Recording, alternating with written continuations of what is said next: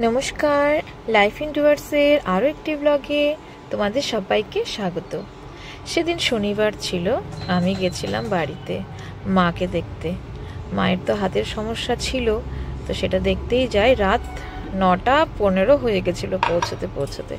তারপর তো as usual যাওয়ার পরে খুব ইচ্ছে করে যে একটু চা বানিয়ে খাই বাড়িতে গেলে। তো একটু রিফ্রেশমেন্টের জন্য চাটাই বানালাম, চা বানিয়ে খেলাম। তার মধ্যে গিয়ে দেখি অনেক রকমের খাবার তৈরি করে রেখেছে।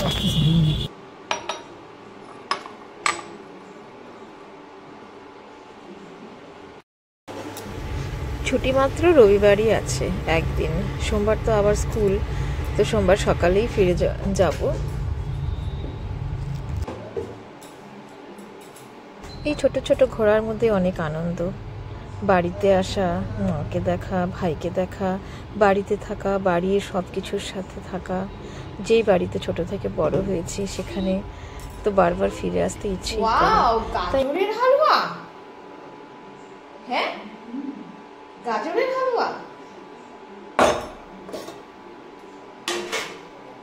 ওয়াও পরাঠা। আমি কাজের ফাঁকে যখনই সুযোগ পাই বাড়িতে আসার চেষ্টা করি, মায়ের কাছে, ভাইয়ের কাছে। ভাবি গাজরের হালুয়া খাবি?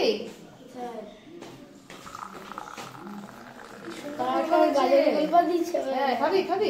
দুটোই দাও, একটা পরাঠা আর একটু গাজরের হালুয়া।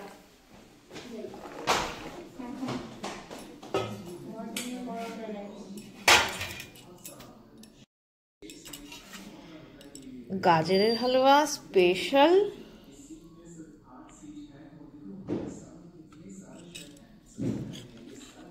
কি সুন্দর হয়েছে গো মা। আর পরাঠা, বাবা এটা খাবে।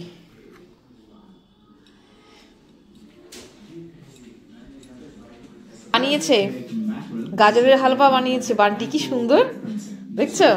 এটা বাবাই খাবে, বাবাই রাতের খাবার।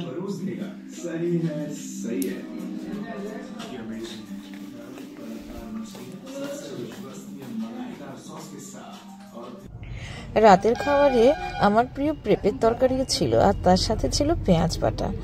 আর মাছের ঝোল তো আছেই, কারণ মাছের ঝোলটা থাকেই বাড়িতে সব সময়, সে শনিবার হোক আর রবিবার।